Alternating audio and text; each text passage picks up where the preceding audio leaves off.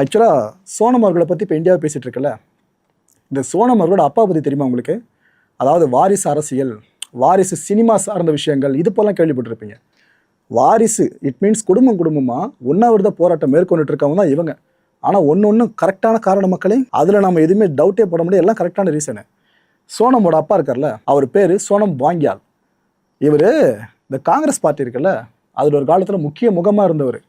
முன்னாள் பேராமிலிட்டரி பர்சனலுங்க. யார்? சோனமோட அப்பா வாங்கியால் அவர்கள். கிரேட் மவுண்டெய்னர். எந்த அளவுக்குன்னா 1965 அப்போ வாங்கியால் அவர்களுக்கு ஏஜ் பார்த்தீங்கன்னா 23 தான். அந்த வயசுலேயே மவுண்ட் எவரெஸ்ட் இருக்குல்ல, அதை வெற்றிகரமாக ஏறினவர். அப்பேற்பட்ட ஒரு திறமசாலி தான் வாங்கியால் அவர்கள். இவர் காங்கிரஸ் எம்எல்ஏவாக அந்த டைமில் தேர்வு பண்ணப்பட்டிருந்தார். 1975 ஜம்மு அண்ட் காஷ்மீர் கவர்மெண்ட் இருக்குல்ல, இதில் மினிஸ்டராகவும் சர்வீஸ் பண்ணியிருக்காரு வாங்கியால். 1987 இவரை காங்கிரஸ் பார்ட்டி கட்சியிலேருந்து தூக்கிட்டாங்க. எதுக்கு தெரியுமா? ஆன்டி பார்ட்டி ஆக்ட்ஸ்லாம் பண்ணுறாரு அப்படின்னு சொல்லிட்டு கட்சியிலேருந்து தூக்கிட்டாங்க. அதாவது மக்களோட குறைகளை ஒருத்தர் கேட்டால் அது ஆன்டி பார்ட்டியா? சரி, ஓகே, ரைட்டு. இந்த வாங்கியால் என்ன நம்ம பண்ணார்?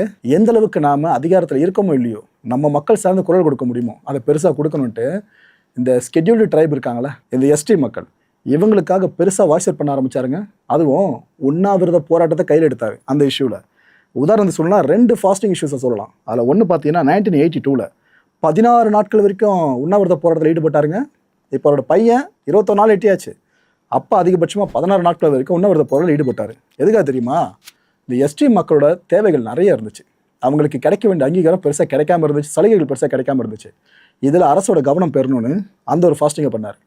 இதுக்கப்புறம் 2வது ஃபாஸ்டிங் பார்த்தீங்கன்னா 1984 5 நாட்கள் வரைக்கும் இந்த ஒரு உண்ணாவிரத போராட்டம் நீண்டுச்சு. ஆக்சுவலாக அதுக்கப்புறமா அவர் ரெடியாக தான் இருந்தார் பண்ணுறதுக்கு. ஆனால் மத்திய அரசு அப்போ ரெடியாக இல்லை.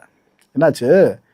ஒட்டுமொத்த இந்தியாவில் எவ்வளோ இஷ்யூஸ் இருந்தாலும் இந்த எஸ்டி மக்களோட இஷ்யூஸ் இருக்குல்ல, இதை நீங்கள் ப்ரையாரிட்டியாக பார்க்கணுன்னு இந்த ஒரு உண்ணாவிரத போராட்டத்தில் ஈடுபட்டார்.